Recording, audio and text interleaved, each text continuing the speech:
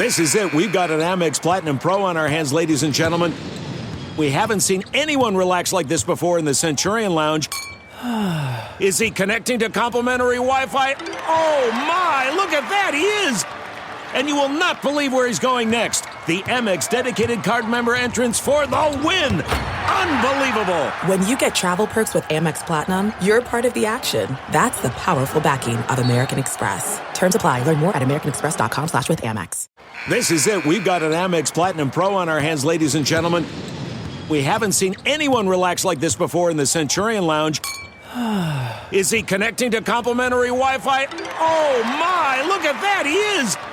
And you will not believe where he's going next. The Amex dedicated card member entrance for the win. Unbelievable. When you get travel perks with Amex Platinum, you're part of the action. That's the powerful backing of American Express. Terms apply. Learn more at americanexpress.com/withAmex.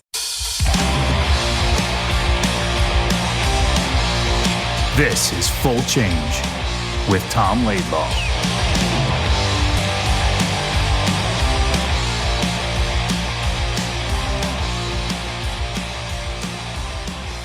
Good morning, Tom. Sad day in Rangerland today. Hopes, dreams crushed by the Florida Panthers. And it is perspective, right? So I looked at a thing on Facebook. Somebody posted the last three seasons for the Rangers, how they went to the semifinals twice and got beat. But it's perspective, right? So if you're a Toronto Maple Leaf fan and you saw that, you'd be saying, "Well, that's pretty good. You know, we beat okay." Now you're a Ranger fan. It's not good enough, right? So it's really like around the league, like some of these other places, be like, "Well, that's pretty good last 3 seasons for us." It's a great run, and it's funny to me is that, Ranger fans are great. They have a lot of passion. I count myself as one. I think you're kind of a Ranger fan now, right? Absolutely. Yep, definitely. They're also nuts. They're nuts. They were putting Kreider's jersey in the rafters last series. Now it's like he's got to go. And I know. Zibanejad's got to go, and Panarin's got to go. I know. It is funny. And, they are what they are. Those guys played the way they are as players. They didn't play any differently. It's just that, Larry Brooks wrote a great article in the New York Post, I think it was Sunday. And it was very clear, like he went through the details of Kreider, Trouba, Zibanejad, the 3 captains. So, okay, what's the future for those guys? What's their contract situation? Their, no move clauses and all that kind of stuff. And you kind of look and say, just like Bill Zito, the GM of the Florida Panthers, did a few years ago. They won the President's Trophy, but then he said, no, this team isn't going to win the way it's constructed right now. So he made the changes he needed to make. And now they've got this gritty, in your face kind of team. And those that hasn't changed. See, that's the thing about the National Hockey League too. Everybody, like all these trends happen all the time. Well, the teams that win the Stanley Cup are just almost identical. They're big, heavy teams that can skate, good goaltending. And that's what wins. And it isn't necessarily what wins the President's Trophy, as we saw with the Rangers, but that's what wins the Stanley Cup. So you got to make a decision. Are we willing to take fewer points during the regular season to win a Stanley Cup?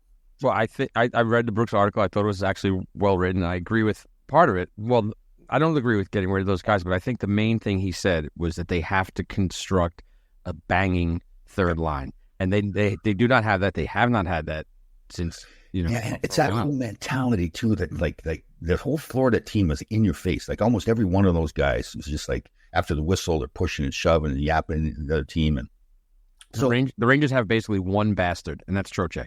The rest of them, They don't play that way. Goodrow does.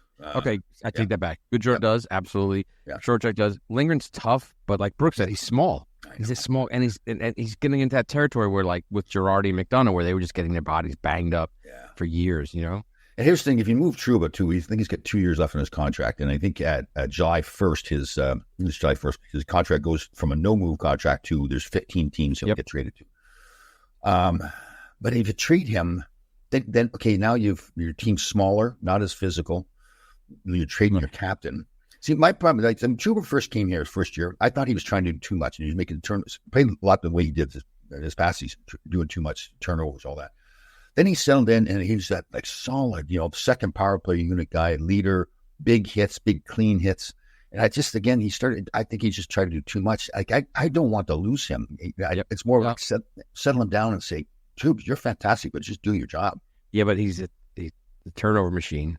Miller's a better player. He wasn't before, though. I don't know. Miller's a better player without Trouba. He's a better player with Schneider. Right. I don't know. I think I might have told the story before, but I was working on a television project I was in California with PK Subban the day Trouba signed, and right about PK, and he was still playing, but he was like, wow, he's like he's like, he's not worth that contract. Now, I know say what you want about PK, but that's a huge contract. Even today, that's a huge contract for a third pair defenseman getting $8 million a season. But if you look back last season, he wasn't a third pair defenseman. He's second pair. Yeah, so a leader, second pair defenseman. That's the thing. He's coming off a bad season. There's no question about that. He didn't play well. But look at the whole body. Last 2 years, are you saying? I think so. I don't know. I mean, I think. See, I thought last year was a good year for him. I thought that was the player that they wanted to get, that big physical defenseman. And I get it. When he comes off a year like he's had, and he's making that kind of money, but again, here we go. The team now is one of the top 4 teams in the league. Based on playoff performance, right? So everybody's saying, "Oh, things are terrible," right? But really, things aren't terrible. Now, are they? No, I agree. Maybe there's slight changes. Maybe it's just, but I do think, like we had said and Brooks had said, you need to get a tough third line. You need to get guys who punish other players to hit. Right. I think Rempe maybe could fill that spot, except if you watched him, he looked like he was scared to take a penalty.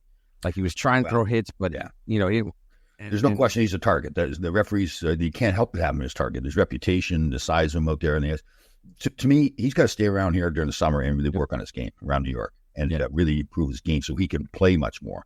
Right, and then he could be that physical player and get away from that reputation as only being a physical hitter and fighter and all that. The other guy, I'll tell you, is Keandre Miller. Like, to me, I think it's correct. Like, I read this someplace last year that he'd only played going into last year 5 years as a defenseman, and so obviously this year 6th or 7th, whichever it is.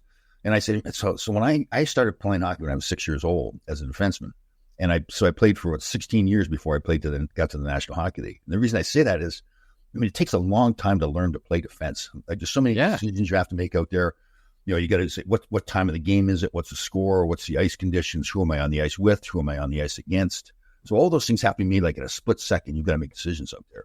And I just, to me, it's more like, he is unbelievable. Like, he's an athlete. Big, I agree. Good skater. Good skater. Comes out of the zone. That's important too. Right. I don't think he gets a lot of hate, Tom. I don't like that either. I don't think he deserves that. Well, you know what he needs to do? He needs to either stay in New York and put on 10 or 15 pounds of muscle, or go somewhere. Wherever he goes, he needs to be in the gym, put on muscle. It's not just the physical part, but that would give him more of an attitude out on the ice. Like, I saw a couple of times where people go to hit him, and he steps out of the way.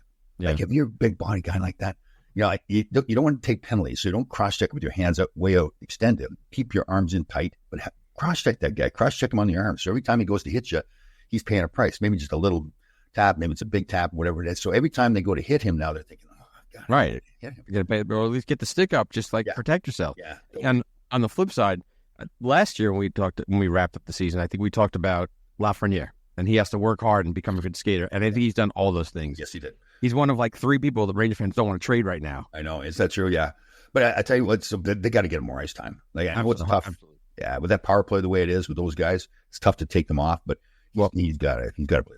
I would, if things stay intact, I would flip that line. Instead of starting Zibanejad's line every game, I would drop them to the second line. I would have Lafreniere, Trocheck, and Panarin be the first line and get him on the power play. Yeah. He's creative. He's playing to his size because he's a big kid. Yeah. And like that move he made where he dangled and went to the backhand. I can't remember which game that was. When he scored the 2 goals. That was filthy. Filthy. Yeah. So once he showed that to me, that's like, he's saying to the coach, I can do this, right? Like, you play me more. And it just, again, I understand why it's a hard thing because of those guys that you've got up there to take them off. It's kind of slap in the face to take some of those big guys off the power play. But yeah, it's about the wins, man. And obviously, one nobody had anything bad to say about was Igor Shesterkin, who was phenomenal. And you would almost argue like he's covering up, he's making them a better team than they really are. Right? No question. Yeah, a little bit of smoke and mirrors. And you know what I like about him too? He's just like composed, a competitor. It's just like if you're a defenseman out there, you're feeling good. Like, okay, I screwed up, I made a mistake, but it's not a big deal. He's got it. The guy, okay, but let's move to Panarin. Sure. So, listen, he's obviously has these great regular seasons, but for the last 3 years in a row, and this year he wasn't invisible in the playoffs. But when they needed him most, I just don't think I didn't like the body language and everything in that Game 6, particularly against Florida. I mean, slow to the bench. It's like, that's a good point. And people don't really look for that, but you played. Yeah. You can see how guys make their changes and how they go on jumping, getting off. That's great. That's a really good point you just made there. Yeah. It's such a big thing because, the sooner he gets to the bench, the sooner the other guy can come on and engage in the play. And the turnover in his own zone there, and again, it's one play, but I think it was like first period or whatever in his own zone. It was just like I just don't want to have the puck mentality. You're big guys. Like, again, you watch the Floridas. I mean, this is not fair, but Connor McDavid, you watched him in Game 6 against Dallas. Like, he wanted the puck on his stick all the time. And again, that's unfair because that's the best player in the league. But that mentality is what you got to have. And again, that's a tough one with Panarin, contract wise. And what are you going to do? It's just. I think nothing. And I talked to some of the, I was talking to guys at the hockey rink last night. The Valasaris brothers, Nick and Teddy they're big Ranger fans, and they thought that they like Panarin, they like the team. They just don't like Kakko and Trouba right now, as everyone doesn't. But one thing that people forget is that Florida is good. And they're big and they're heavy, and Barkov is the Selke winner, and they're tough to play against. Yeah. And it's not like the Rangers just all of a sudden suck. It's like, wait, they've met a team. It's like when you guys played the Islanders. Yep. You guys didn't just suck all of a sudden. It was just like, these guys are that good, and we can't get over this hump right now. I know. And the thing with Florida, too, is like with Tkachuk, for example, is like he's not the captain, but he's one of their leaders. Where Kreider took his mouth guard out, and then he tried to throw it in the stands, and he was interviewed after the game, and really cocky, too. And it was a great kind of cocky. He goes, I told him that was the best play he made all night. And when he's, he wouldn't say something like, I wouldn't say, you don't want to put fuel on the fire, get this guy fired up, but he could care less. Great chirp. And he didn't really, he wasn't much of a deciding factor in the series. No, kind of quiet, actually. Yeah. Kind of quiet. But, Barkov and Sam Bennett, who's a bastard, too. He's like, bastard. And he scored some big goals for them. And I think the Rangers need more. And maybe Loft turned into a player like that because he's got a little bit of an edge to him, a little bit of grit. Yeah, but I think they need more like that. I think, I think that they're a little bit. I want to say soft, but they're a little bit soft. It seems like. I think that's what you're getting at, right? They are what they are. Like Zibanejad is what he is. He's not going to be a Sam Bennett. He's not going to be a Tkachuk. Like he's in there yapping, and like he's just a mild mannered, super talented athlete. Yep. And again, what Drury's going to have to decide is what do we want this team to be. Now, sometimes the NHL becomes a copycat league. So you're saying, okay, if Florida wins, especially if Florida wins, and everybody's going to want to be like Florida. Well, you got to be careful with that too, because now you say, okay, we want to be like Florida. Well, that takes you, 2, 3, 4 years to be another Florida. And then maybe that trend changes. So you get to your point 4 years down the road where you're now a Florida team, but the Florida teams aren't winning anymore. Right. Exactly. Exactly. You got to be careful with that too. Absolutely. And Zibanejad's an excellent player. He's a solid center. He plays both ends of the ice. Yep. He just ran into Barkov, who is the Selke winner, and that's really hard to beat that guy. He's that good. Yeah, I know he is. He's underrated for most people. Very underrated. Yeah, he's out of Florida, so people don't see how he's big and skates. He's a leader. Yeah, it's going to be a tough one for Drury. So you won the President's Trophy. So if he's saying to himself inside most of his people, he's saying, okay, we're going to now we're not shooting for the President's Trophy. We're shooting for the Stanley Cup. I know they were shooting for the Stanley Cup this year as well, but they're acknowledging that we may not win another President's Trophy if we do the things that we're going to do. Right? Yeah. Yep. But the problem is, the fan base is going to be, this team isn't as good this year as it was last year. We didn't win the President's Trophy. Well, I think you have to just get to the dance, and then you got to be built for the dance. Florida clearly is. Yep. McDavid's the best player in the world, but you could see it where they just smother the Oilers into submission. We'll see. I just want to go back one point. Now, if you're Chris Drury, because you brought him up, at the deadline, you have on the table, you have Frank Vetrano, who had good chemistry with Kreider and Zibanejad, and Adam Henrique for Kakko and a first-round pick. In hindsight, you do that trade every day, right? Yeah. I guess do we know that trade was on the table? That was that was on the table. That, and then the Gensel trade, but that was for, I think, even more of a fortune. The problem is, okay, look at Lafreniere now. Everybody was wanting to bail on him for a while there, too, because he really didn't develop. And now you say to yourself, there's no way we're giving him up, right? He's showing what the future could be for you. Kakko, you still say to yourself, okay, he's a year older than that. Year older, yeah. That is a tough one. You hate to give up on those young kids, but clearly, so the answer to your question is, you do that trade. But here's the thing, too. Like, here's why I like what Drury's doing. Like, to make a trade at the deadline to say, okay, we need to change this team around, that's almost a trade I'd say to myself, I want to make during the summer. So now we've got a whole year with those guys. Now we're building the chemistry. Like those trade deadline deals, how many times does those work out where you have mean, it's more like the small deals. Like Yeah, 94 worked out pretty good for the Rangers. But then 96 did not work out when they got Yari Curry and McSorley. So, yeah. Okay, so 94, that's good. Yeah, that's a good point, buddy. So they traded Doug Waite, but that was early in the year. No, that was early. The big trade, it was Amante. Well, that was a little earlier as well. But at the deadline, they got in our buddy Stefan Matteau, Brian Noonan, Glenn Anderson, and why am I drawing a blank on the fourth person they got? McTavish. Craig McTavish. Yeah. Right. Okay, so all those guys are great players, and a Hall of Fame guy like Glenn Anderson. But at that point in their career, they really weren't first line guys, right? They were more depth guys, Yep. right? Yep. So that's to me, those are the good trades you make at the deadline. Those depth guys, and those were excellent trades. When we had Neil Smith on, did we go through was that Mike Keenan saying to him, "Here's what we need"? Or Mike Keenan wanted Amante out of New York. That was his. He had a bug up his ass for getting rid of Amante. If you remember him saying, and he didn't like Mike Gartner either. Yeah, they're most two nice guys, right? Yeah, the thing I give Keenan credit for. He knew what it takes to win at that point, right? Those nastier guys, the gritty guys. Yeah, but he did it once though. He only won once. No, good point. Yeah, but he hated Amante. He really hated Amante. Couldn't stand him. I hate when coaches get like that too. When they hate a guy. Right, then the guy goes on to score 400 goals in the NHL, and it's like, I know. That's Isn't that funny? So Drury's in the same place. So Neil Smith does all these things knowing full well that he's taken away from the future to win a Stanley Cup now, and thinking, okay. And he told us that he told management, he says, okay, you guys understand, we have a better chance of winning now, but down the road we're hurting ourselves because we're treating these young guys. Absolutely. So that's going to be part of the thing with Chris Drury. Okay, so if you really want to win, you do the same thing that Neil Smith did or similar stuff that he did. What does that do for your job security down the road, right? Yeah, if they worry about their jobs, then they're gonna just be cautious and not do anything. I think you got to go for it. I mean, fortune favors the bold, man.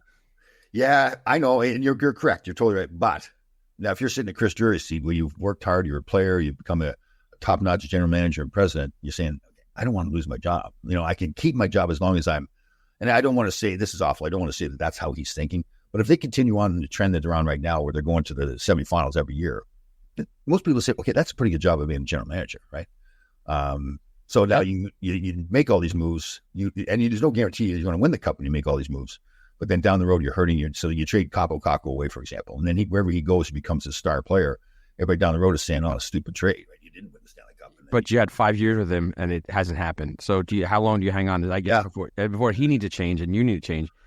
Yes, Laff, they waited with Laff, and he's blossomed into what, and he gave 28 goals and a great play performance. He looks like he's going to be a 30-goal scorer in the NHL. Great, maybe more. Yep. But Kakko, he's a good 5-on-5. He's a good possession guy. He's good in the corners, but then what?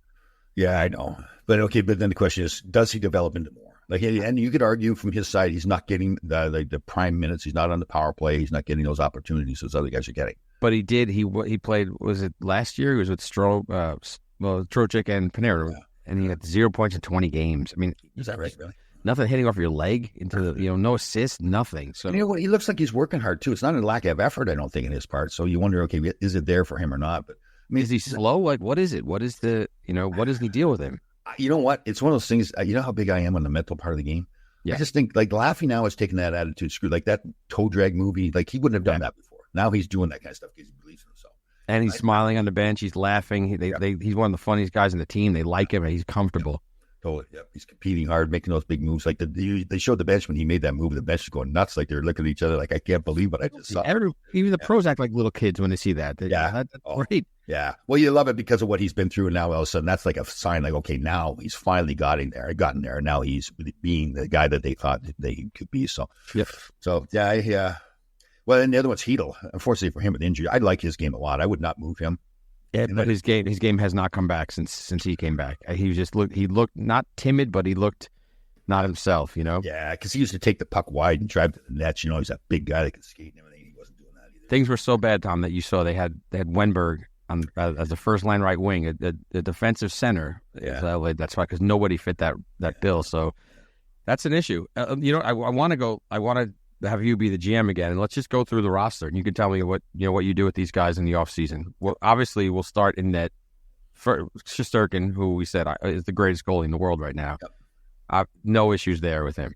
Yep, no, not at all. Yeah, you're right. You give him whatever he wants. His contract. He's got 1 more year left in his contract. I would go to him now, try to negotiate a new deal. Again, just to be clear, people call it an extension on a contract. You can't redo an existing deal, right? So whatever's left on his deal, that stays there. You're adding a new contract on the next one. So you're saying, go to him now. But if I'm his agent, I'm saying, okay, well, that's great. You want to come to him now, but he's one of the best goaltenders in the league, but he's also one of the most valuable players in the league too. For sure. So he's up there. Like those guys are making $14 million. Those top guys. Well, Panarin's making $11 million, 11 and change. He's the highest paid guy on the team. Right. And so if he's the highest paid guy on the team, Shesterkin should be above him. I'm the agent. That's what I'm saying. Yep. I'm saying that he's got to be more than that. Now, as an agent, do you guys look at the roster and say, well, actually, you were before the salary cap, though, right?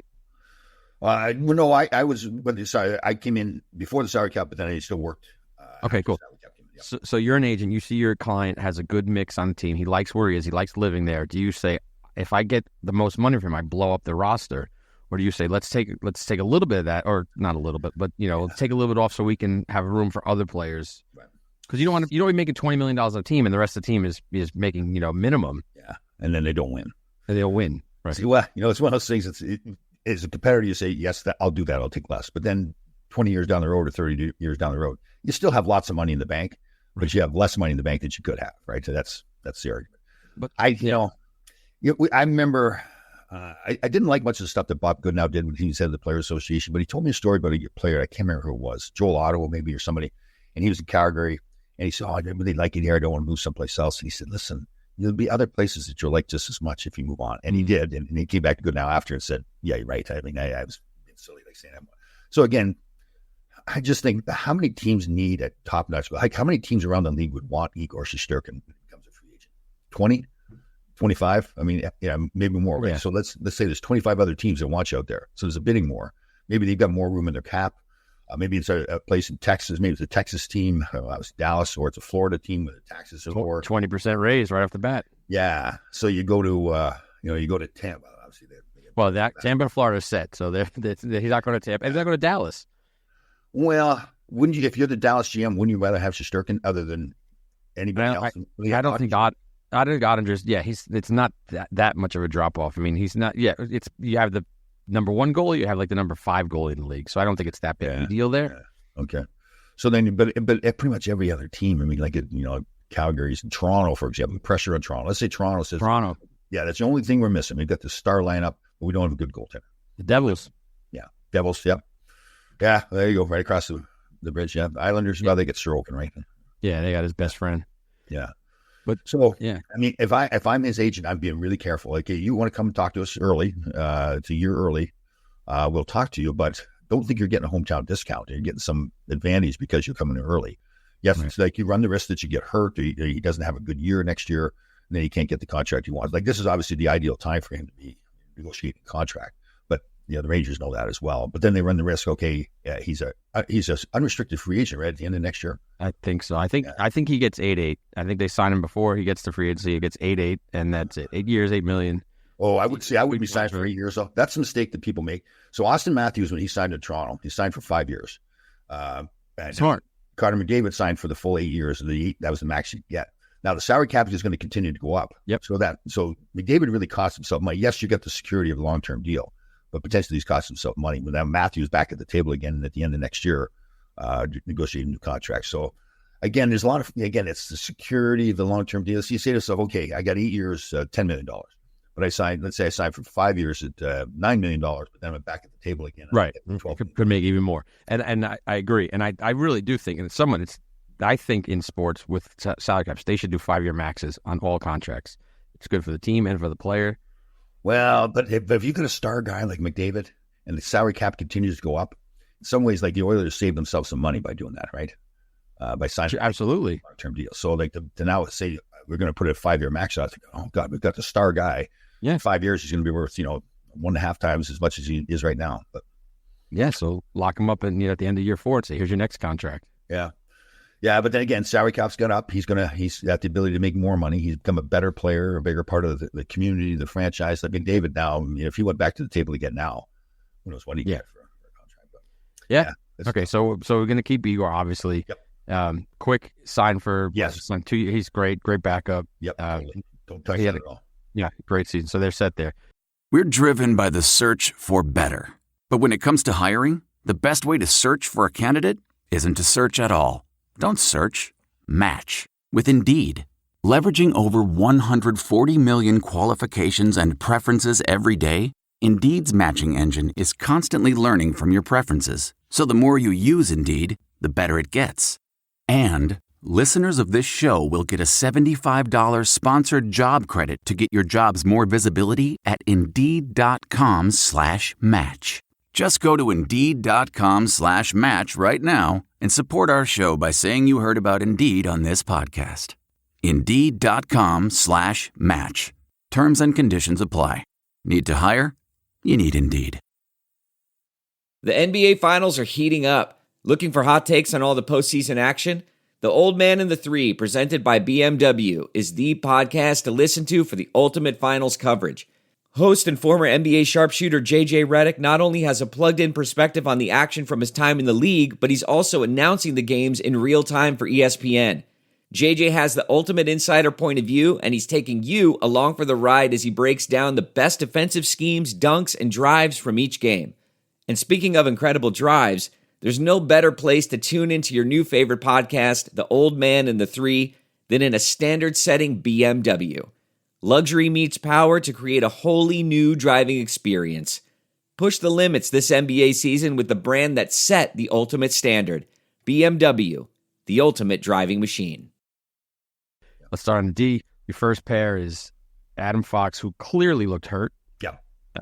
Throughout after that knee injury, he looked hurt. Didn't look like himself. Yep. He's got a long deal. What do you think about Fox? Fox stays. Yeah, he stays. Yeah, you can't to lose a player like that. They're rare to find the guy that can handle the puck like that, run the power play. And again, the perception is he's small and he's not getting his own end, but he's so good with the puck. Like he doesn't outmuscle people. He gets the puck out by stick handling. Basically, yeah, you don't move him at all. Yeah. We mentioned this last year too. Every time he looked at Kane when he played for the Rangers in the playoffs, he was wincing. It looked like he was and Fox had that same look. Yeah. Like these guys are hurt. Whether Kane later had hip surgery, but and I'm kind of surprised it hasn't come out yet. Because usually after the series is over, they announce what the injuries. Well, as we record today, it's breakup day in about an hour, so we'll know more after the show. So that's when they usually tell you what they were battling through. Yeah, good point. Lindgren, his partner. Man, he's got 1 year on his deal left, right? And then he's restricted. Yeah, and no, I think he's restricted now. And let's just couch this because Tom has said several times that this is his favorite player on the Rangers right now. He plays the style like Tom played, but he's smaller than you. I know. I just wish he was like 3 inches taller and 20 more pounds. But he plays like a big man. Yep. Just when you're playing against him, it's like, oh God, he's a pain. He's the kind of guy that's a pain, but you're not intimidated by him at all. Like you want somebody like Trouba was. Like if he was in Trouba's body, like he'd be. Sure. You don't touch him. You sign him up for the rest of his career. He's one of those few bastards that they have that we talked about earlier. He's he gets in and he doesn't. He's always got a scar on his face. Always. Yeah, and he's got that look. He's just like he's a Minnesota kid too. And usually those Minnesota kids weren't like that. It was more like the old Canadian farm boy, and that's how he plays. Yeah, he plays that way. Yeah. So yeah, and again, if you lost him, again, would it be the end of the world? No, but he's great. It seems like he's great. Like 2 years ago in the playoffs, remember he was out of the lineup early in the playoffs. Big difference. You could see it. Yeah, he came back, and the guys all played harder because they knew what he was going through. So, yeah, you don't move him. I wouldn't overpay for him, and I wouldn't go too long in a term. And I think he's a restricted free agent, so he's limited. He is. Yeah, that's right. So people can make a qualifying offer to him, but nobody's got to do that. That never happens. So what do you give him? 3 years, $5 million? What do you think he gets? Yeah, I like that. 3 years is good for him. Gives him some security. You're not overpaying. You don't like. I don't like him at $7 million. He's not that kind of a player, but he's a $5 million player. Yeah, I like that. Yeah. All right. Second pair. We mentioned Keandre Miller earlier. Yep. So I would not. I think the future for him is incredible. The ceiling for him, his talent level. Again, the fact that he hasn't played defense that long, and he has had some bad games. But again, to me, what he needs to work on in his game is getting stronger physically and mentally. Like the two come together. So he gets in the weight room, puts on some weight, puts on 20 pounds or 15 pounds of muscle. He's still going to be a great skater, but he needs to, and he has shown it. But he's shown sometimes that he can really take charge, both physically, carrying the puck, and that it just needs to be a more consistent thing with his game. Did we ever find out why he left the team during the year? Not. A lot of speculation. He took like a 3-day leave. Yeah. Got himself right, and that's okay. That's on Full Change we talk about guys getting their head right and not asking for help if they need it, or even if they need a break. Tapped out for a little bit, came right back, played good, didn't miss a beat. Yeah, and you kind of wonder, was there some mental health? And again, I don't know it all, so I don't want to plant some seed someplace. You kind of wonder, was it some mental health thing that he had to deal with. It seems like that didn't seem like it was a physical. Whatever it is, like we say, we preach it all the time. Like, go get help, go take care of yourself. He did that. If you've seen him out of his hockey gear, if people have not, he's 6'5", but he's rail thin. Yeah, I know. Yeah. So if I was him, I'd get his agent and say, hey, can I get Zdeno Chara on the phone and just talk to him and say, listen, how did you go from being this lanky, gangly, and Miller's a better skater than Chara was. Yep. How do you go from that to this force that was just a monster? Yeah, that's an excellent point too, because you watch Chara, like he got to be. If you watch him as a young kid, he was like Bambi on ice. Yeah, he was like Bambi on ice. Yeah. Right. And then and he didn't have, like, he had the physical presence. He would fight then too, but you could see his game really grow because he believed in himself more, because he did the work. Like he was famous for working hard and changing his training as he got older. That's the one thing I watched that was amazing, because I didn't do that. I was too stubborn. I said, "Oh, this is the way I do it. I'm not changing." He was willing to change his training as he got older. He's doing 40 pull-ups at 40 years old. Like, that's insane. I know. Riding a bike all over the place and everything. They show videos of him riding. And now he's running marathons. He's running Boston Marathon. I know. Yeah. So, no, that's a great point. Yeah, go to a guy like that and say, what did you do for your training, your mental part of it? Yep. Because, again, he just needs to – I just watch him like, oh, you got to believe in yourself, kid. You got to believe in yourself. Close. Super close. And don't worry about making mistakes, too. That's the one biggest thing. And we joke around about it before. Like, I watched some of these old YouTube videos of me playing it. And I think about some of the stupid things I did. I was like, what was that move? Like, but then what I learned was, it's come from writing the book and everything too, was every time I made a mistake, I didn't hesitate. I just went and ran somebody over, like you call it the snowplow or whatever. Like, just do it, man. Just plow through. And that's like he that one game where he had the 2 early turnovers against Florida early in the game, killing penalties, and they scored on one of them. And he went to rim the puck around the boards to get out. You could tell he just didn't believe in himself. He didn't wound up and just crank it. He kind of softened a little bit, and that kind of stuff. It's just be decisive. Yeah. Again, I was so lucky to play with like the Phil Espositos, the Gretzky's, Larry Robinson. And that was the thing with them. But they did something. They did it all out. If they screwed up on it, they didn't change it. They went back and did the same thing over again. Just did it harder. So yeah, that's what I'd like to see him do. He can be a fantastic player for him. Yep. So that's, and obviously Braden Schneider he's supplanted. Supplanted Jacob Trouba as the 4th defenseman on that second pair. So what do you think about Schneider? Schneider had a bit of a rough series against Florida. Yeah. It was tough for defensemen, the way Florida plays. It was tough for everybody. Yeah, very true. Yeah. But he's shown he took a step up.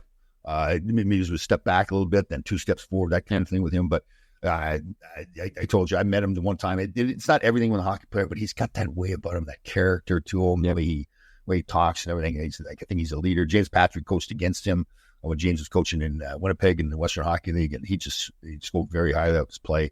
And he got to know him a little bit as well. So, he's just going to get better and better, too. So, I think he's captain material. He's that kind of guy. So, yeah. Awesome. Yeah, I'm on board. Same boat. He's got to keep him. He's a good player. Yeah. Now we go to the last pair. It's Gustafsson is most likely gone. He's an unrestricted free agent.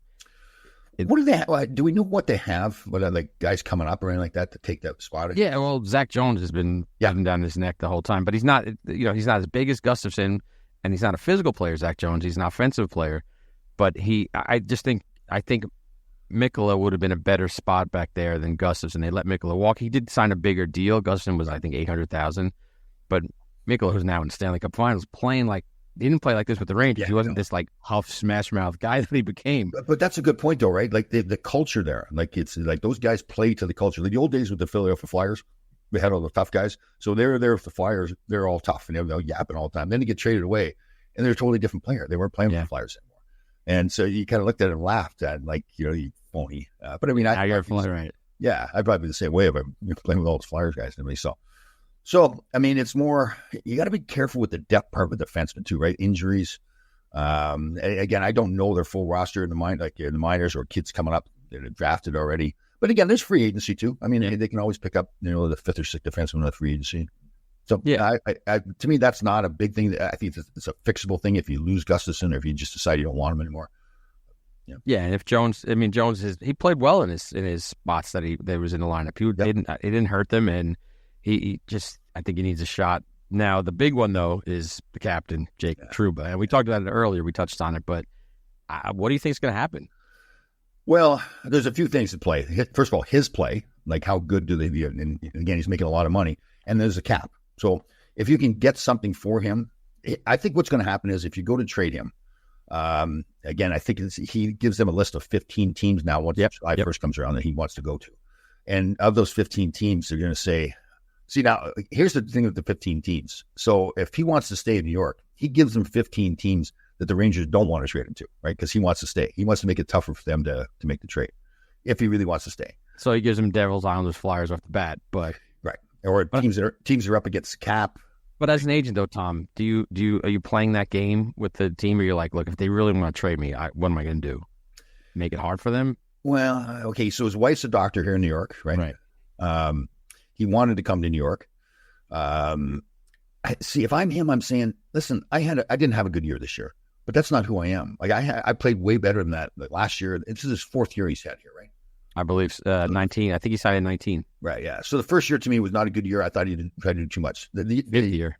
Right. So the years between the first year and this 5th year, I thought he was good. He was very good. Yeah. He was what you wanted. He was a leader. I mean, he got named captain for a reason. Think of all the times where in the playoffs where like somebody do something to one of his players and he'd wait till the next game. I think it was Domi one time in the playoffs and he just rolled him over. Didn't elbow him, just a big hit, like sending a message. Where was that this year? He did too much. So he was doing the same thing, but it was all with elbows. Like that was the amazing thing with me. It's like, okay, what are you doing? Yeah. Like it's just like that one time where he flew through the air, he missed the guy, went into the boards with his elbows. That was in Carolina. Yeah. And he clipped the Evan Rodriguez one was nothing. He missed him, but he was leading with his elbow. Yeah. Still, like I'm thinking, why are you doing that? Like that's just that's not the way he played. So I'm saying, if I'm him, I'm saying I'm better than that. I've got to settle down. Do you take a step back? But now the big part of it too is the cap space. They've got like $8 million in cap space right now. They got a lot of guys to sign. They got a lot of guys. Shesterkin's coming up next year. So they've got to think ahead about, they've got a capologist there that's thinking, okay, here's where we are. So if you trade Trouba, that's what, $8 million off your cap. And so it's going to happen if they go to trade him, though. It's going to be some team that says, okay, we're not giving you a lot for him. We'll give you, and they're going to eat dollars on that too, for sure. So and people are going to say, well, geez, that's all they got for Trouba. Well, now people don't want him, but now you're saying you should get more for him. So it's going to be a deal where, like, cap space to me is a value, right? It's sure. You're trading away cap space.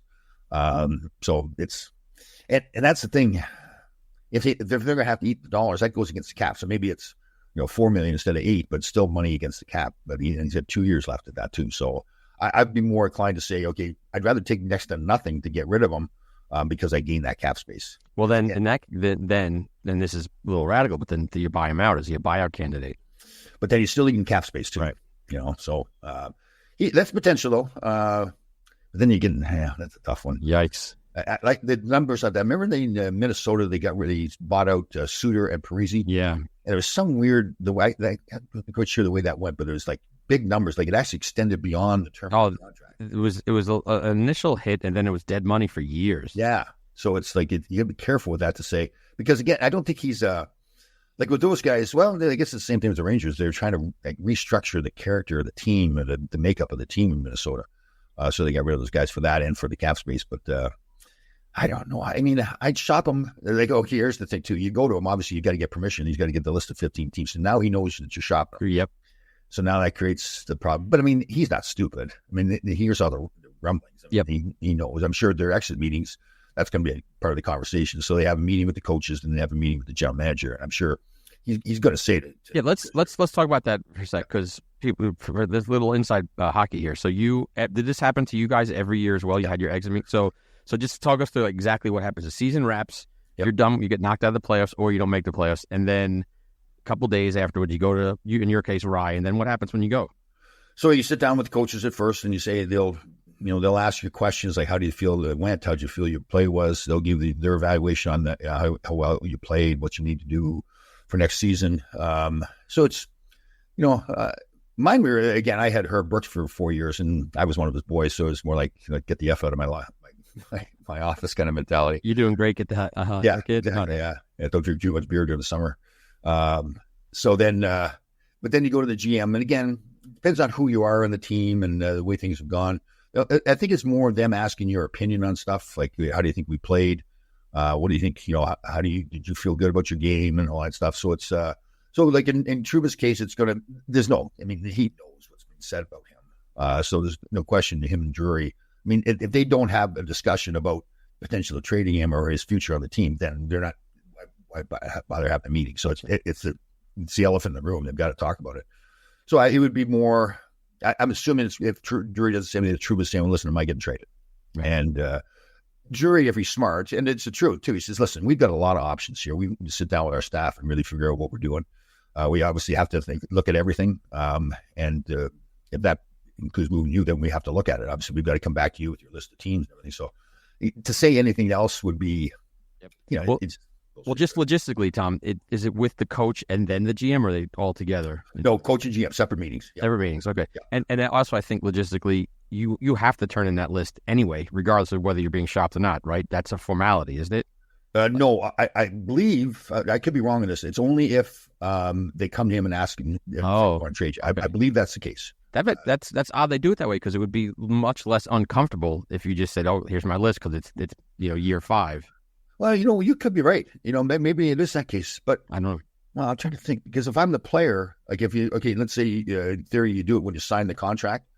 So if you got now he's 5 years into the contract, so things change, right? The teams, like Arizona, for example, you want to say, well, geez, I'd like to play in Arizona, but I don't want to go to Salt Lake. Right. So things change, and that's a rare thing, but things like that change. So that's a good point, though. Maybe it is. Yeah. Okay. So that's our thing on Trouba. My personal belief is that he stays. I don't think he's going anywhere. But really, so to argue with you though, what about the cap space? You're not concerned about that? Like, if you've got the ability to move him? Very much so. I think that, but I think the team comes back pretty much intact. Maybe a few moves. I think Kakko would be the only one who's gonna go. Right. I don't think, like Larry Brooks said, they're going to trade Zibanejad or Kreider. I don't think that's just going to happen. And I think they may make a couple of small signings or maybe a trade that impacts them. But okay, so to argue with you, you're saying if your decision then is to say, like Florida with Bill Zito, their GM, when they won the President's Trophy 2 or 3 or 4 years ago, he said this team isn't good enough to win. It's good enough to win the President's Trophy, but it's not constructed properly to win a Stanley Cup. So don't you think? Like, is Drury, I guess we're speculating here, is Drury saying that? Like, is he saying himself? I think he thinks this team is close and they're just a player or two away. And I don't think they're that far off. I think maybe Othman replaces Kakko, and that you make a trade with that Kakko money and you get someone who's more of a Sam Bennett type, a grinder, a banger, a hitter. And I think that's really all they do. And that's not exciting. And people might hate that, because right now the temperature, as you probably know, you talked to a lot of Ranger fans, they want to trade everybody. And the people. Yeah, and that's a good point. You got to remember, they did win the President's Trophy and they went to the semifinals. They're one of the top. Close. Yeah, they're close, and that's 2 out of 3 years. Right. Last year was an epic choke against the Devils, but they're close. They're just not. But here, let me ask you. Here's the question: let's say Shesterkin was not Shesterkin. Let's say he was 80% of what Shesterkin is, which is still a pretty good goaltender. They're swept. Yeah, I mean, do they get close? Do they even get past Carolina? I do. I think they do. I think they're a better team than Carolina, but I think they get swept by Florida. Yeah. I went to 2 of the games 1 and games 5, and the crowd at game 1 was a library. Anybody who was there can tell you, there was no crowd. Right. They just weren't into it. 5 was much better. Yeah. But that's an interesting point too. You remember, so during the regular season, they get the loyal, faithful Garden fans, right? The Ranger fans, and they're into it totally. They know the whole thing. They come prepared and all that. Now you get into the playoffs, and the tickets are like skyrocketing in price. The regular fan can't afford that. Now it's the corporate people that are coming in, and it's the corporate. They're bringing in clients and everything. They're not into it the same way that the regular fans are, right? So no, that's definitely big difference. And I actually sat in the good seats. Thank you, Audrey, on game 5, and I was basically in celebrity row. So Dow Strawberry was in front of us, and Mike Bloomberg was in the row in front of me, Mayor Bloomberg, and Chris Christie was there, and all the celebrities. Chris Christie, you have 2 seats or just 1?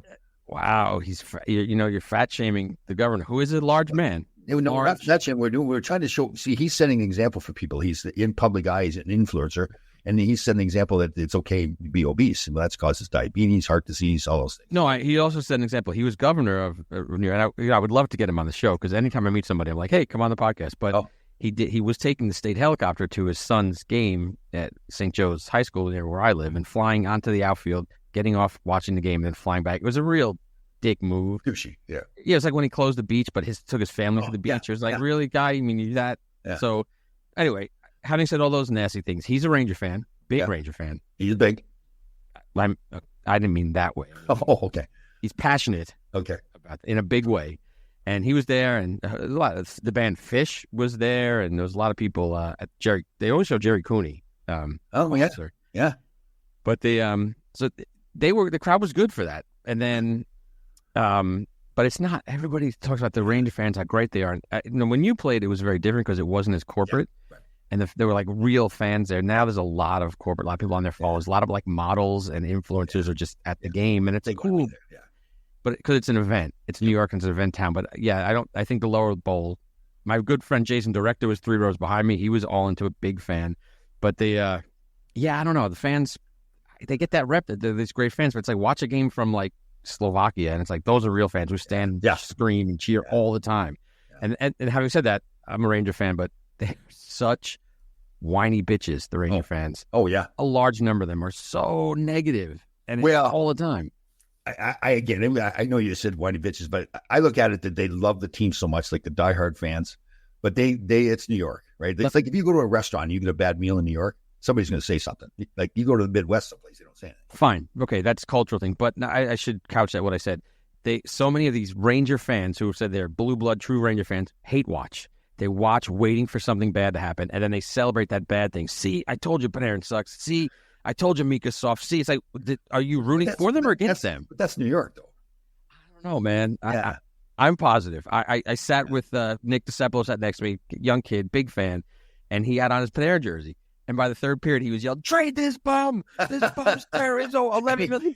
And he had the jersey on? I'm like, "You wearing a jersey, man?" And I said, "That's funny." But see, what I came to learn when I came to New York was I didn't know that. So when I first started playing, and if I made a bad play, it's like, oh my God, like these people are yelling at me. These are my hometown fans. Right. And then after a while, you come to realize that that's New York. You live in New York. That's the way it is. It's like, so I hear you. It's accurate, but it's at the same time though they could be screaming that they hate them, but 2 minutes later, if it makes a good play, they love them. Of course. And I'm in a bunch of group texts with Ranger fans, as a lot of the people listening are, and it's like some of the hate for the team is crazy. Like this team sucks. It's like, wait a minute. Well, especially once they get their radar on a certain player, like Miller, for example. Like once people were saying like, he's terrible, then it didn't matter what he did. They would never notice the good things and always notice the bad things. But you do get used to playing in New York like that you just acknowledge that listen, they love the team, and if you make a bad play, especially if you have a bad effort, like if you just don't work hard enough, they hate you. Well, it's love-hate though, Tom, because there's people that I think just maybe they're protecting themselves from anger, so they could be like a failure because like, see, I told you it was going to happen. It's like they're fatalist fans. And I'm going back to Christie on the beach there this year. There wasn't a manatee or something on the beach. Oh, you had that one teed up in the chamber, huh? Wait for that one. No, they didn't roll him back into the ocean. It wasn't. You sure? Like, it wasn't like there was an empty lawn chair there or a beach chair and some manatee came out of the water and jumped. No, that's very cruel, Tom. He's a large man. He's actually how about the helicopter? Like, was it like you have to do the cargo helicopters? They couldn't use one of the regular helicopters. Like what do you say? Like what's it? A130? Yeah, right, like military. Yeah, like no. Listen, but he did do that, and that was kind of a douchey move. It's like, I know you want to see your kid, but come on, man. Trenton to Montvale is probably an hour and a half, and that's why that's the way people think about politicians, the way they do it. Wasn't there something too that they shut down the bridge or whatever because? Yeah, he did, and then he threw his one of his lower level workers under the bus, and it was. There's a retaliation when he shut down the bridge, right? Wasn't there retaliation? Yeah, somebody. Yeah, the Fort Lee mayor. So he was against him for not supporting him. Yeah, it was a real small-minded move. I guess he's not coming on this show now. No. So we had Ken Hitchcock. I was always picking on Ken Hitchcock. That's true. And he's another big man. He was a big man himself, too. You're after the big guys. I will say, I want to get back to the forwards, but I was at a couple of events recently, and I saw some potential guests who were going to come on our show. Sure. And one of them being a famous Ranger goaltender who won a Stanley Cup, so we'll tease that a little bit. He's coming on, and some other good guys. We got a big Islander coming on, too, so we'll that'll be in the next upcoming episodes. But I do want to get back to the forwards. We should just hit the fourth line real quick because Barclay Goodrow, we talked about, had a great playoff. Did not have a great regular season at all. Yep. Great playoff, though. Scored 6 goals. Big goals. Big goals. Yep, big goals. But he's 3.5. I think he's got, 2 years left on his deal? Yep. And he's a fourth liner. What do you think? Keep him there. How old is he? Is he like 30 or something? Probably 30s. I can look him up. Probably in his 30s. Yeah, 32 maybe.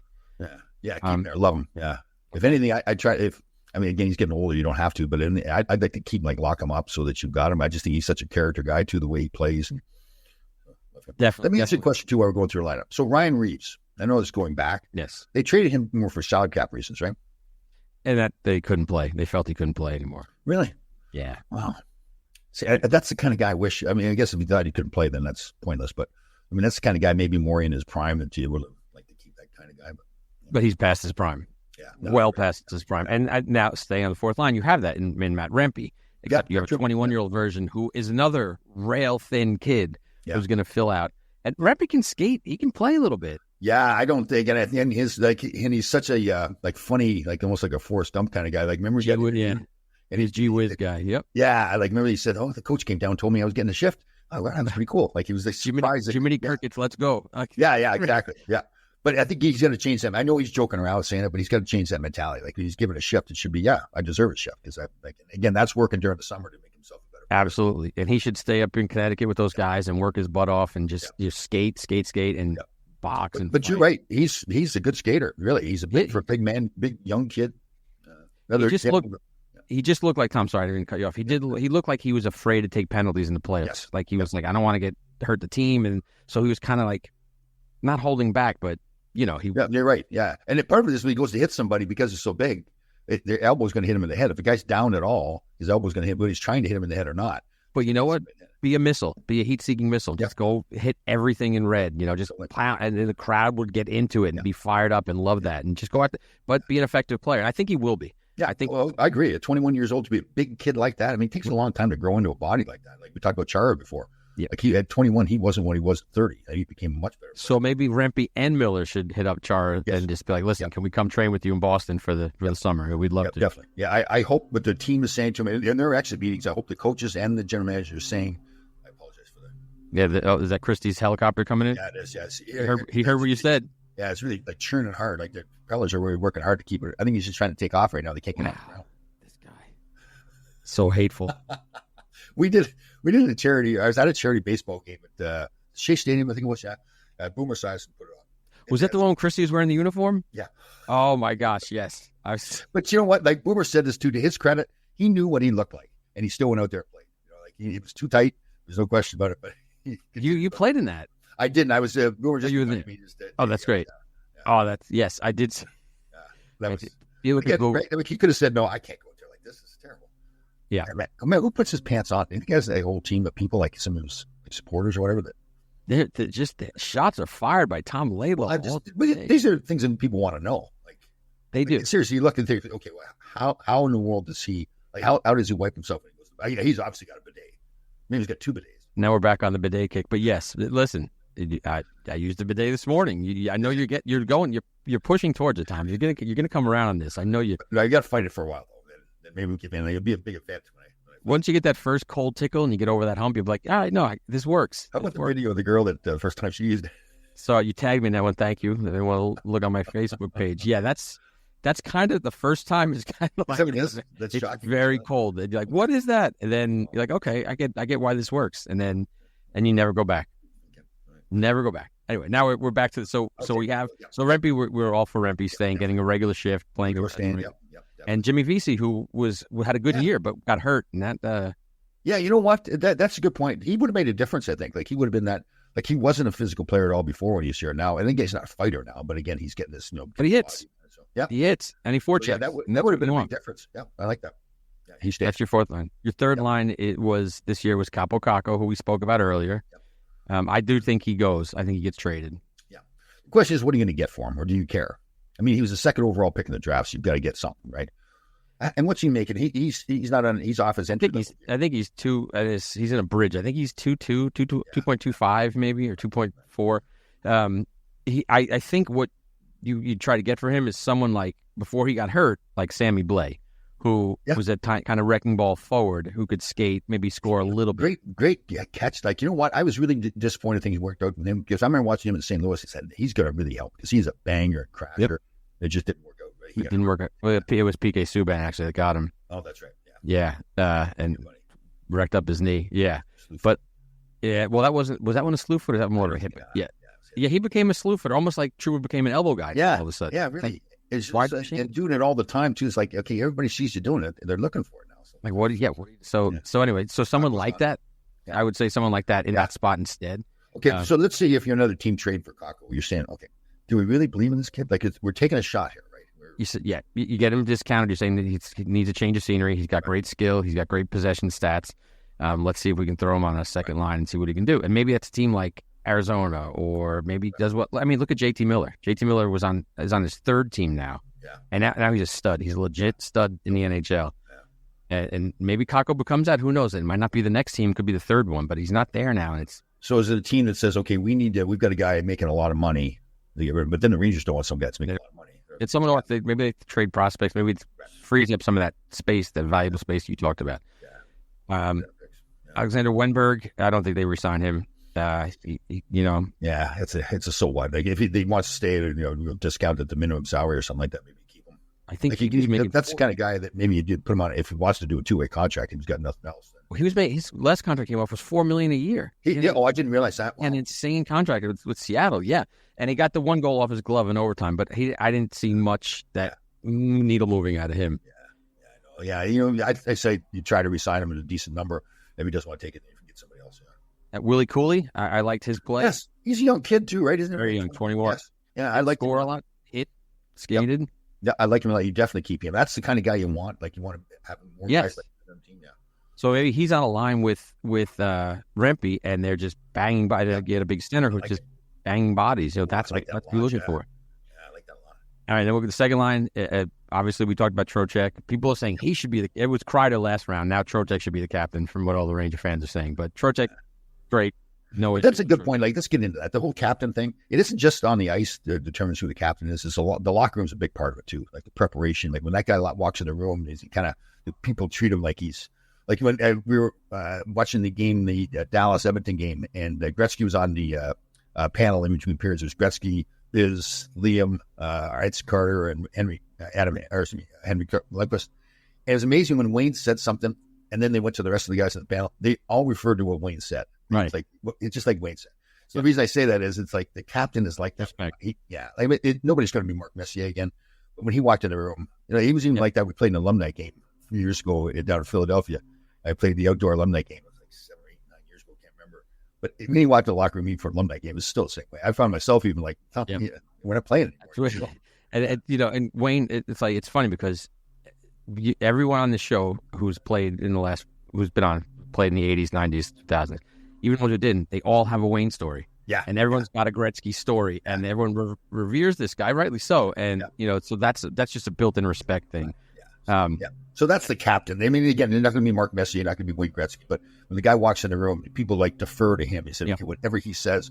I was like that with Barry Beck. So my job, I was assistant captain. So Barry, he'd say something, and it was my job as assistant captain to now make sure everybody said, okay, this is what Bubba says we're doing. There's a lot, we can go in 10 different directions, but our captain has made the decision. Bubba's the guy. And don't sell yourself short, Tom. You were assistant captain, but you were captain for 28 minutes, and you should probably throw that in there, I was actually captain for a couple of months. I know.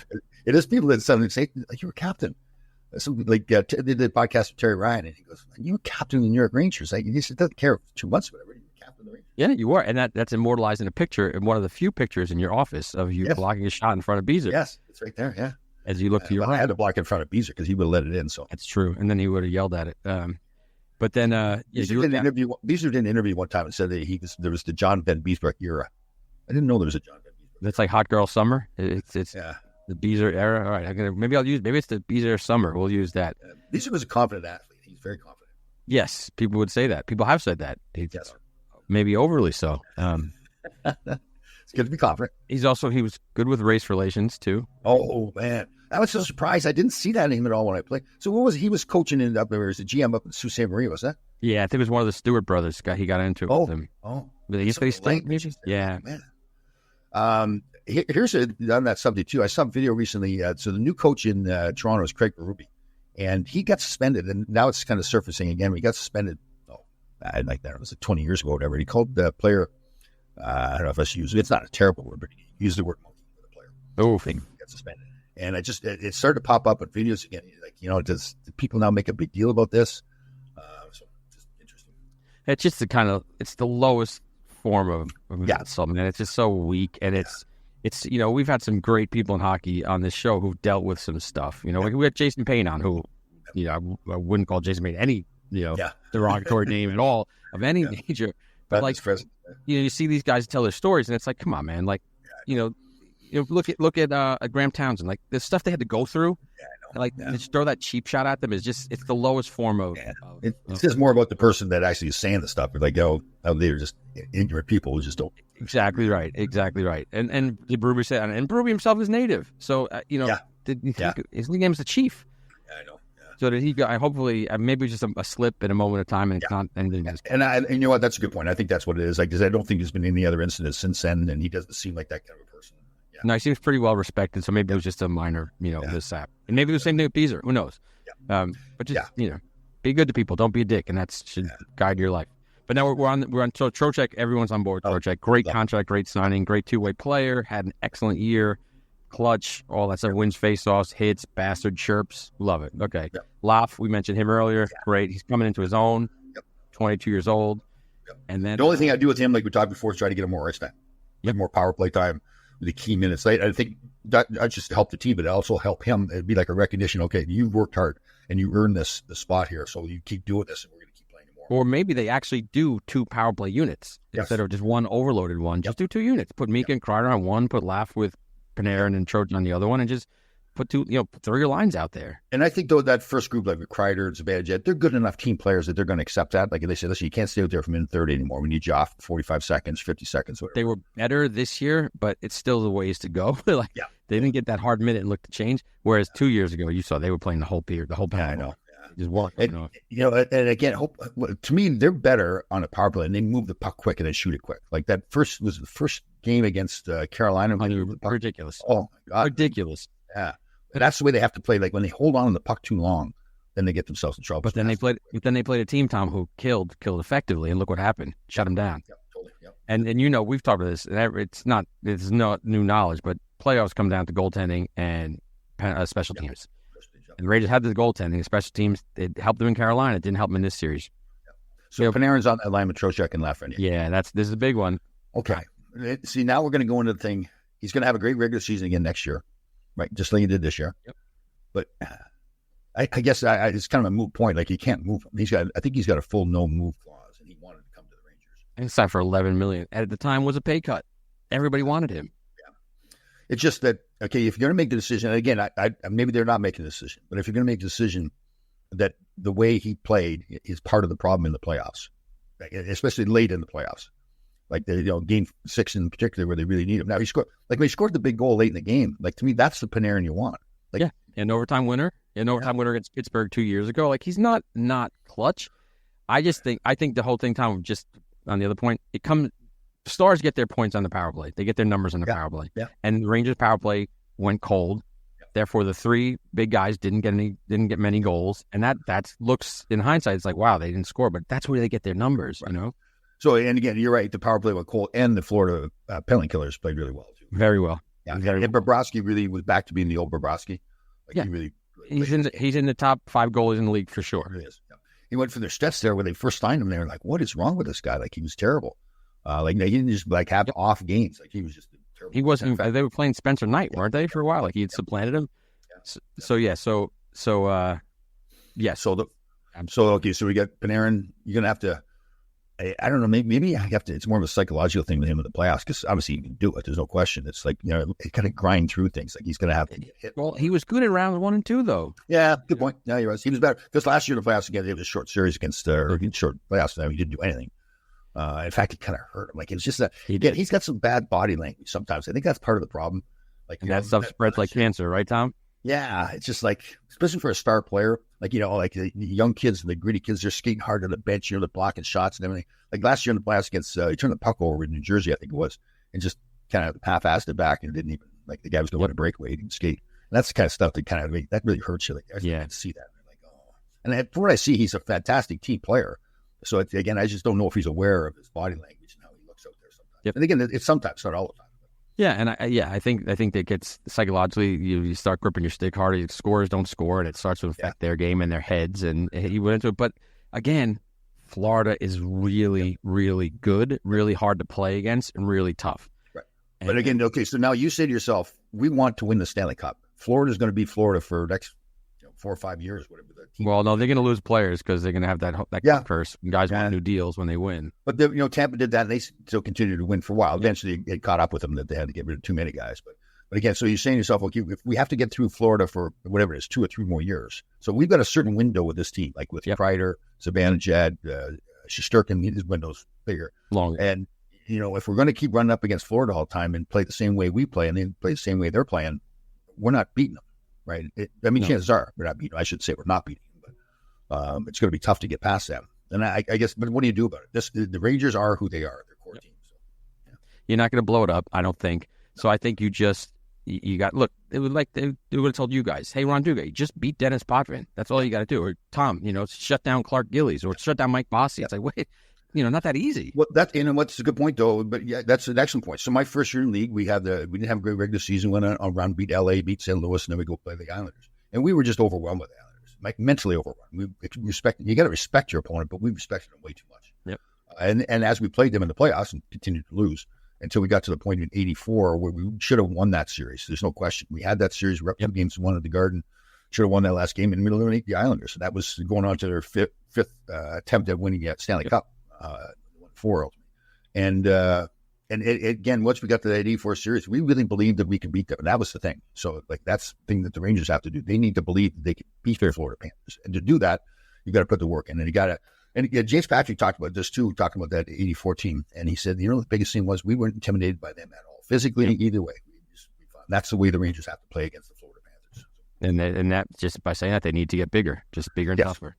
Yeah. And you thought, the more we talk about this, I think we don't need to make as many changes as maybe I thought. Like you get Rempe in the lineup, like got Cooley already. That's 2/3 of your banging line right there. Now get a big center. Yeah. And Goudreau, maybe sometimes play him up there with those guys because he can play that physical game as well. Right? He slots great on the fourth line though, as a fourth line center and a penalty killer. But if you take the chains off Rempe and you let him just go for a season. And let him play with Cooley. Let him just be the black and blue line. Get a center in there. I think you're okay. See, and what I like with Lavalette, he's got a chance. Let's say you're playing at the Garden and your team's flat and you're down a goal, whatever. You put those 3 guys. You put Goudreau up with those other 2 guys, Cooley and Rempe, and say, guys, go bang. Don't worry about the puck. Forget the puck's out there. Just hit everything. And the crowd goes nuts and everybody else gets into it. They can see that happening. Fires it up. So make Rempe. I think that's a change. I think maybe he's there, and that one of the effective bangers is right there on your team. Yeah. So. And do the work during the summer. Yep. Absolutely. Miller, we're going to do it for him. We're going to call Zdeno Chara and have him hook up with those guys. Yeah. So Panarin's not going anywhere, whether fans like it or not. Yeah. He's going to be impossible to trade.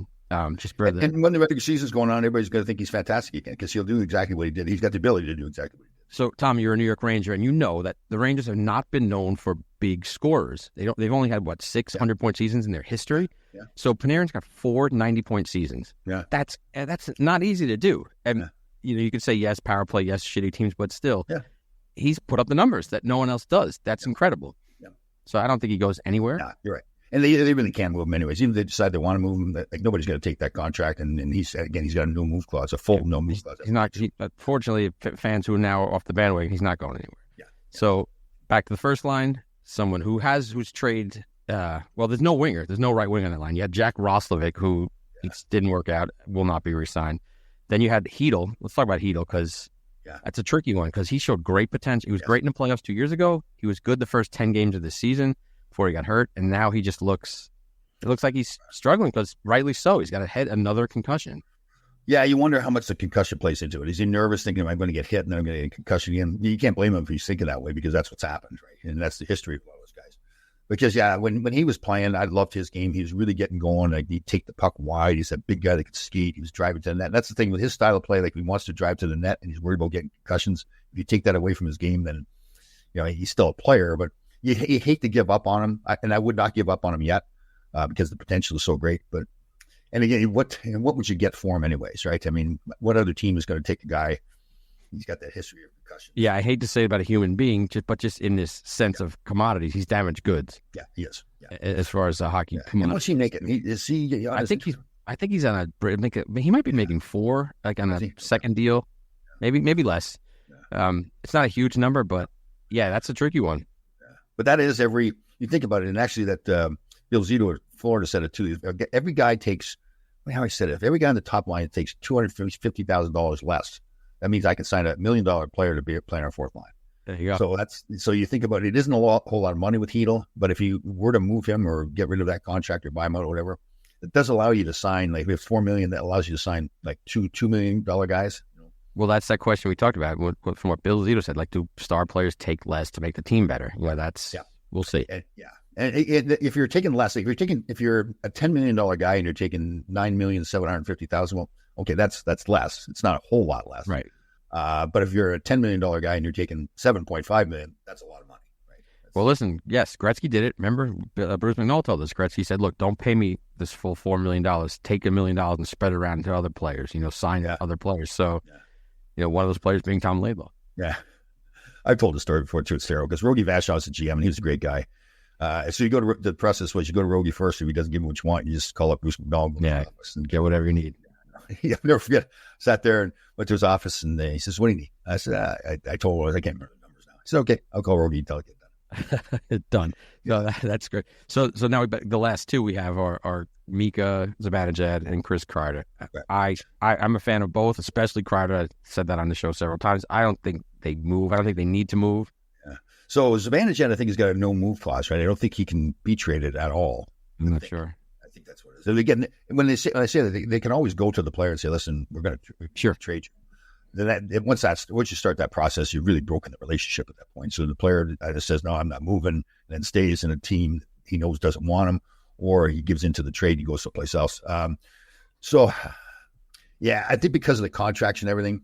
And again, Zibanejad is such a great player. It's just you play against a team like Florida, and you think he's just not strong enough. Well, but then you played against a team like Carolina, against Washington. No, he was arguably one of your best players, right? Yeah. And he, like I said, he's a two-way player. He kills penalties, takes face-offs. So, yeah. Who matched up with the Selke winner, two-time Selke winner, who was a stud player. Yeah, big guy, big strong player. Big shutdown guy. Yeah. I think both with the contract and his abilities, you don't trade him, Not at all. And Kreider, I'm a huge fan. I don't think he goes anywhere. He does have a 15-team list now like Trouba. He's got a few years, I think 3 years left. You can't find 40 goal scorers. They don't fall off trees, or 38 goals. Okay, so I'm going to counter that by saying he's only at $8 million. Isn't he something like that? Or like it's a pretty Zibanejad or Kreider? Kreider. No, Kreider's at 6'5". 6'5", yes, that's right. Yeah. So think if he's another team around the league. Here's a guy that scored all the goals he'd like. If you go watch him play, man, he's a skater. He can score. He's a character guy. He's a leader. Yes, he has some downtime sometimes where you wonder, like, come on, Chris, get it going. But a lot of players are like that. But the reason I say that is you're taking 6'5" off your cap, and the other team that's trading for him is saying, "You kidding me? I can get Chris Kreider for another 3 years." Right. Like that's a deal where that GM is going to look like a hero. Now, if the Rangers side, if you're going to do that deal, if you're going to do it, you've got to get a lot for him, right? I know it's only a 3 year, but you're going to get something that they have the potentially fantastic young player or high draft picks for him, like a package for him. Because again, that contract is so team friendly. I don't think you're getting it, Tom. I think he stays too. I don't think he's been with the Rangers for 12 years. I don't think he's going. He's huge in the room. The team loves him. He scores big goals. He's clutch. He's the best player in the league in front of the net as far as tipping shots in and collecting garbage. I think he stays. I don't think he goes anywhere. But here's the other thing too. Chris Drury did not draft him, right? So he's got no ties to him. Like very often when a GM drafts a player, he says, "That's my guy. I drafted him. I brought him to the team. I'm not getting rid of him." Fair point. But Drury's only been there a few years, so he hasn't really drafted many of these players at all. Well, true. But in Kreider's case, there's no real attachment to him. Like he's not saying that, okay, I believe in this kid when he was college. Although they're both BU guys too, right? Yeah, and they're Kreider's BC. Right. But they're neighbors. They're Connecticut guys. They're part of that. Actually, Kreider bought an old guy that I coached with, Ron Rosenkrantz. Kreider bought his house in Greenwich. And the wife was not too happy because as soon as they built this house and everything, the family did. Now Kreider, his family tore it down and would build a new house. So the family was not too happy. Sorry, Coach Rosenkrantz. Sorry, yeah. Great guy, too. He actually had a stroke recently. Oh, no. Spoke to him, yeah. But he's still good. He doesn't remember everything. We threw out some old names there, and he started laughing on the top. I can't remember that, yeah. Yeah, but you don't either, and you didn't have a stroke. We don't know that I had a stroke. Maybe we did. Oh, maybe you did. Oh, and actually, thank you for reminding me. I want to throw it out to a listener of ours in Los Angeles. Cruiser Ed Brasky, Big Sexy out in Los Angeles. He had a stroke, but he's recovering. He's starting. He's not playing hockey again, but he was on the bench coaching, and he'll be back pretty soon. So, Big Sexy. Did he call himself Big Sexy, or somebody else called him Big Sexy? Ed, he might have called himself Big Sexy. Oh, okay. But yeah. So Big Sexy, get better, man. Rooting for you, Big and I'm Sexy. sure he will. Yeah. All right, brother. Yes. And Ron Rosencrantz too, get better, and so that we kind of put a bow on it. But I think, and I want to hear your opinion, but I'll give mine first. I think they're close. I don't think they make huge changes. I think you elevate Rempe's status to be a full-time third-line player. Let him, take chains off. I think you find a third-line center who bangs and hits and wins faceoffs. I think you need to find a right winger. Don't know who that is. Maybe it's Othman, who plays with Kreider and Zibanejad. And I think the only major change is you elevate the Trocheck line, so that elevates Lafreniere, and Kreider and Zibanejad become the second line. And then that's one of the thing you can go. You really have to. You don't even declare that. Really. That's something you just do. You just do it. Just do it. Here's a question I have for you, though. So Gerard Gallant comes in, takes the team to the semifinals. Then next year, the team doesn't do well. He gets fired. So Peter Laviolette comes in, takes the team to the semifinals. Right. And what I'm getting at is, and I like Peter Laviolette as coach. I like Gallant as a coach. Do you think Laviolette, I'll give my opinion, do you think Laviolette is a better coach than Gallant was? I think Laviolette is a little more respected, even though Gallant was a better player in the NHL. I think from what I was told by people inside is that he just lost the players, and they thought his practices were terrible. They didn't have respect for him, and he just kind of lost them. And I think you could see that when the players, they stayed out for the entire 2 minutes on the power play. Yeah. Then the coach, even if he's calling them off, they just stayed. I think that was the difference there. I think Laviolette has more respect, but again, he's on the 7th team. These guys last 3 years, usually tops. And there's Isn't that funny? The coach gets fired. You get fired every 2 years or 3 years, get fired. But now he's a great coach again. Right. So we'll look at what Chuck Knobloch. Not Chuck. Yeah, I know what you mean. David Knobloch. Chris Knobloch. Sorry, yeah. Chuck Knobloch was a Yankee second baseman. Yeah. Chris Knobloch is in the Stanley Cup now. He was in Hartford beginning of the year. Yeah. Never coached in the NHL before. Yeah, coached junior, coached the minors. Now all of a sudden he's sitting there waiting for you, to be plucked. And they just every time he filled in for the Rangers, he did fine. We're talking about coaching too. Who's the coach of Florida? It's awful. Pete. No. What's the coach of Florida's name? Paul Maurice. Paul Maurice, right? And I know him too. He did a great interview, and I loved it the way he talked about it too. I think somebody asked him a question like, "How do you think your coaching was, or what did you play?" He said, "Listen, these guys do it. It's not me. If they don't play well, then we don't win. If they play well, then it's not me as a coach." And I think that's pretty much that's why I hate Jim Montgomery and Sheldon Keefe and these guys where they're going, "I didn't get them ready. That's on me." I'd like to say, okay, so I didn't get them ready, so the team didn't win. So and then if we win because I got them ready, I'm the head coach. Look, it's like you're a what's it called, conductor. The band has to play. You're not playing for the band. You're just that's well said. I like that. I like that very much. And if they practice the music, they know the music, but if they don't show up and play at their best, how much more can you conduct? Exactly. All these decisions and everything, they can make this 10 coaches come in and make 10 different decisions. And you're right. But if the players don't play, it doesn't matter what the decision is. Right.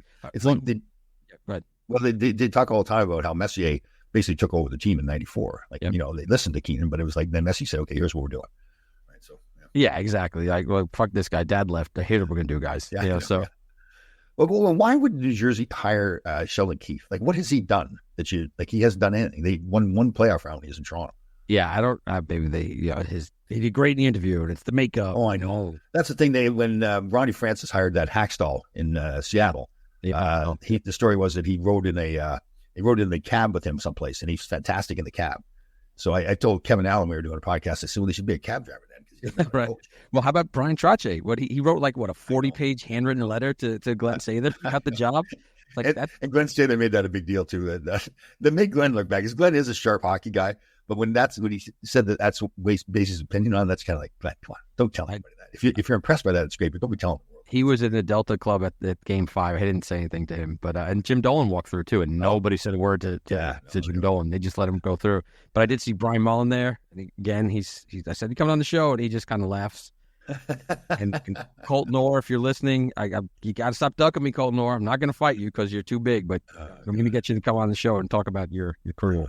He's a funny guy. He's got some good stories too. He tells a story about his fingers are all crooked and everything. They've been getting in fights, and he didn't. So he'll tell a story, but he did. I think he had a fight, and Don Cherry was on him. He's fighting that Karkner guy all the time. He was in Ottawa. I think it was Karkner. And they fought 3 times. Yeah, they fought 3 times. And every time they fought, one of the guys get knocked out. I think Karkner got knocked out twice.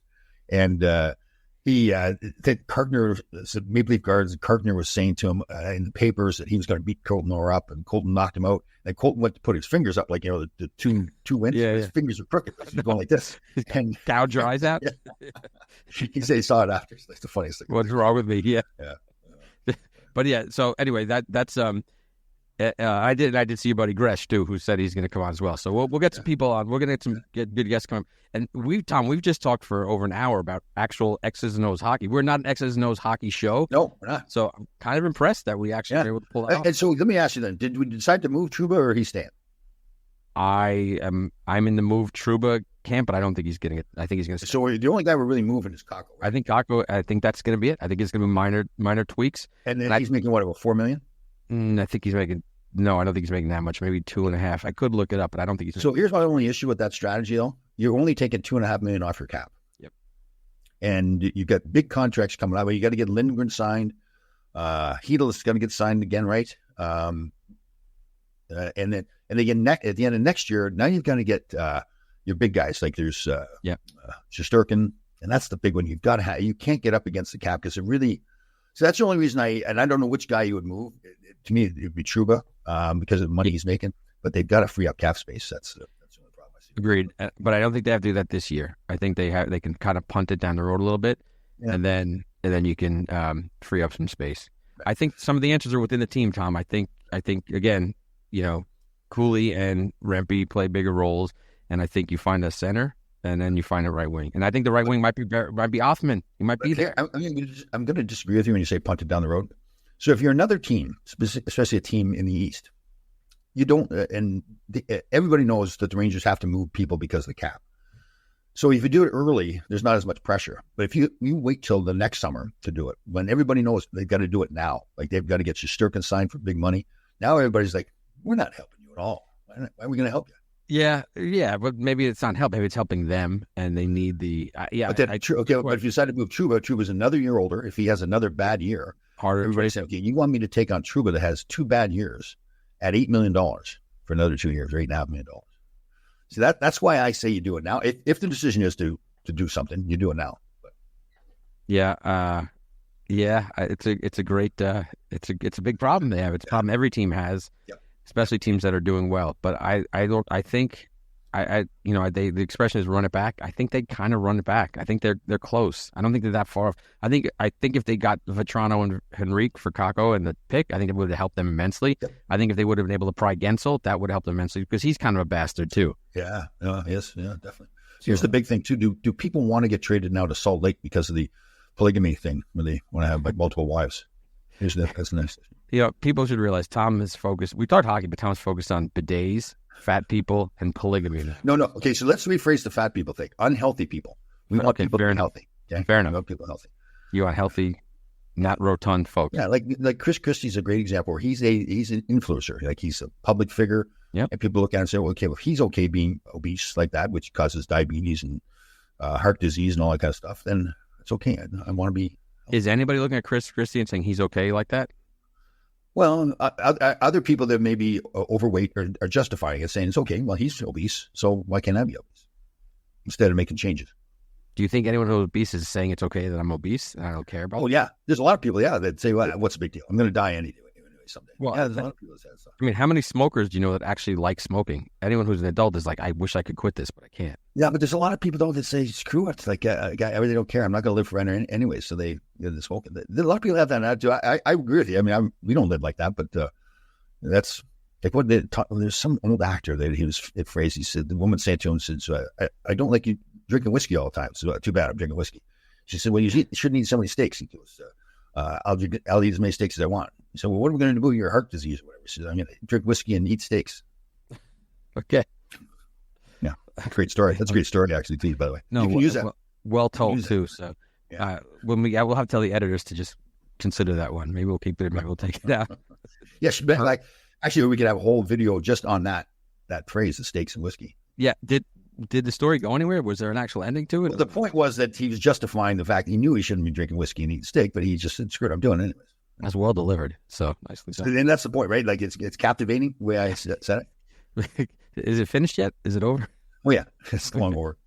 And hey, we did a hockey show. We never do hockey shows. We do. Isn't it true when we started doing over 100 shows ago, it was going to be like a hockey show. Now it's not. Yeah, it's a people show. Yeah. And less and less about hockey. Well, no, I shouldn't say it's about hockey, but we'll never do X's and O's. And we don't do a lot of current events. So today was an X's and O's current event. So and just to be clear, so the only decision we made here is that Cabo Caca will get moved. Well, I guess. And that's our, and not whether we agree with it or not, really, that's what we're saying is our opinion is that that's what they'll do based on. I think so. Yeah. I think they would like you said, I think they would like to trade Trouba, but I don't know if they have a dance partner for that one. Oh, see, I don't know if they would like to trade him. Like, okay, if you trade him, you've left a hole now, right? True. Yeah. Trouba. And I think when he was effective, when he was hammering people and the Trouba train coming down the tracks, but that kind of went away. Okay, but that's one bad season. Right? Yeah, fair enough. And again, I had bad season too. And then you come back later next year, whatever was bothering you, who knows what it was an injury or just, again, I believe with him that he wants to be a contributor to the team. I think he just cares. Tries to do too much. He absolutely cares. Yeah. And I want to leave with this because I was in again this group chat with guys I played with growing up, and there was so much negativity. And I said on the side to the one guy, Scotty Morrison, who listens to the show in Texas, I said, listen, this is a wonderful 40-year relationship with this team, and it's a nice ride. Whether they win or lose, that's all it is. That's all it is. It's not life and death. It's not. My blood pressure is not going up if they lose a game. I'm a fan watching a game, and I enjoy it, and that's it. And again, like we said too, if you look at the last 3 years, we've gone to the semifinals twice. Great. Yeah, like other teams around the league, probably 25 other teams around the league. We go, I'd love to have that. Right. Well, in your career, you went twice, 81 and 86, right? Yeah. Wow. Thanks, that guy. Yeah. I played 11 years, and you think to yourself, especially the first year when you go, you think, well, it's going to happen all the time. It's just, I mean, there's too many good teams out there. 2 times. And again, 31 teams, despite everything they do and train and practice and breaks they get, lose the Stanley Cup every season. Yeah, very true. Yeah, so, you look around the league, how many other fan bases would love to have the season that the Rangers had, win the President's Trophy and go to the semifinals? Right? Of course. So to you Devil fans who chirp us, suck it, Brian Strack and Andy Lane. Yeah, it's like the sun. The sun really doesn't rise and set. It's just our view of the sun changes. Yes. It's pretty deep, right? That is deep. That's deeper than your story about the other guy who smokes and drinks whiskey. Yeah. So people that are sitting there going, what does Tom mean that the sun doesn't rise and set? So remember, the Earth rotates, and it rotates around the sun, so our view of the sun changes. Right. Yeah. And the other thing is too that the tides really don't go in and out. You know that? Yeah, they just kind of like there's a gravitational pull, right? And then the Earth rotates through the gravitational pull of the water being pulled away. And you quoted a great Flaming Lips song, Tom. So what's that Flaming Lips song? Do you realize the sun doesn't go up, doesn't come down? It's just caused by the Earth. It's just an illusion. Somebody wrote a song about that? Oh yeah, Flaming Lips. I thought I was the first person to realize that. Maybe you thought of it before they did, though. So we'll have to full credit. So anyway, thank you for listening to this X's Nose hockey show, Ranger wrap-up show. Tom, you're done? No more? You have events coming up this summer for the Rangers, or are you? There will be some. Yeah, they always have clinics and stuff like that going on. So I'm big on the clinics, going to schools. But I was at a school at Brooklyn there last week. Fantastic kids. All the little kids want to be my best friend all of a sudden. It's like, Tommy, can you be my best friend? Nice. Yeah, of course I can. Yeah, they're good kids. Yeah. Don't tell them the story about the guy who just kept drinking and whiskey and smoking and eating meat. Don't tell them that story. Don't tell them. Although I've got the secret handshake now. So when we shake the kid's hand, we grab the hand, we go, American Lumberjack Association. You move the hand back and forth. Look at you, Tom. We do. Once we got going on, doing all the kids and even the teachers I got going on, and they were dying laughing. So I left. They're all doing this. I just contact them. See, it's PS 236 in Brooklyn, New York. Nice. I know you love doing those things. You should also use the sticky glue one. Did you have glue on your hand, kid? Oh yeah, it's a good one. I like that one. There you go. And also, one of my go-to ones is my one arm is longer than the other. This won't work on a podcast, but you stick your arms out, and then you ask the kid to pull like where your wrist is, and you jerk your shoulder forward, like, oh, you did it. Oh, too hard. I'll see you that one in person. Kids. The other good one too is especially like kids with the curly hair or whatever. I go up to them and I pretend I'm really mad at them. I said, listen, I'm not happy with you. And they look at me like, what I do? And I go, you got all that hair in your head, and I've got nothing. Right. And oh, hey. Oh, and I did see our friend Malik Garvin from Hockey in Harlem at the rink yesterday doing a great program. He's doing a ball/roller hockey program for the kids in the spring, and it's great. It's just great to see the faces out there and see them just enjoying. And it's like old school hockey. It's almost like sticks in hockey. It's different skill levels. They just throw the sticks in at the rink and they just play. And you see the joy on these kids' faces. Especially, because you can tell they're a little nervous if they've never done it before. They're a little nervous, right? And then they, like 15 minutes into it, they're having a blast. They're realizing now they can do something. Well, some of them, but the one kid is out there. He was skating and he missed a shot. They were playing next goal wins, and he just goes, "I'm the worst hockey player who ever lived." And Malik pulled him aside. He's like, look, just next shift, just work. Next time, work hard. Just work hard. So it was cool. Great program. Love stuff like that. So good on there, man. And thanks for listening. If you like this show, leave us a review. We got to get the reviews kicked up. So I'm pointing at like Danny Erickson and Barry Shelley and Susan Brooks. Let's go. Let's get some, and Tracy Marie. Let's go. You have a lot of chirping, but no reviews. It's not true. Tracy's chirping all the time, and she doesn't do it. Yeah, it's just all 5-star reviews on Apple. Let's go. We need them. Thanks for listening.